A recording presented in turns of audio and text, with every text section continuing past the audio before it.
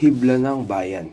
Hindi lang ito isang bansa, isa itong tibok ng puso na nahati sa 7,000 isla.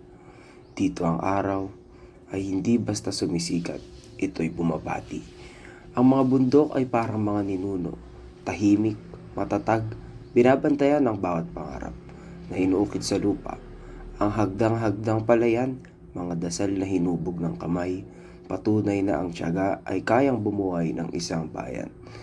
Ang dagat, may mga kulay na hindi kayang pangalanan ng wika.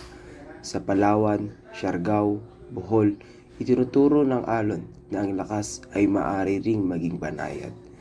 Ang kalayaan ay may lasa ng alat. Ngunit ang tunay na ganda ng Pilipinas ay hindi lang makikita sa tanawin.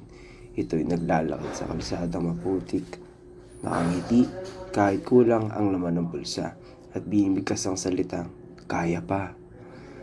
Makikita ito sa bayanihan, sa mga kamay na sabay-sabay nagbubuhat, sa mga pusong sabay-sabay lumalaban.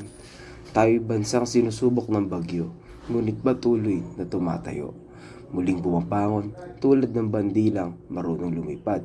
Kahit ilang ulit ibinagsak, hindi perpekto ang Pilipinas, ngunit ito'y buhay. Buhay sa bawat sakay ng jeep, sa sigaw ng tindero sa kanto, sa kantang sintonado, pero puno ng damdamin.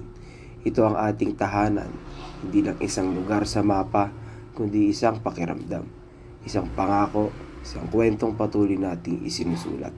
At kung tatanungin mo ako kung ano ang itsura ng kagandahan, hindi ako tuturo sa postcard. Sasabihin ko, mukhang itong tulad natin.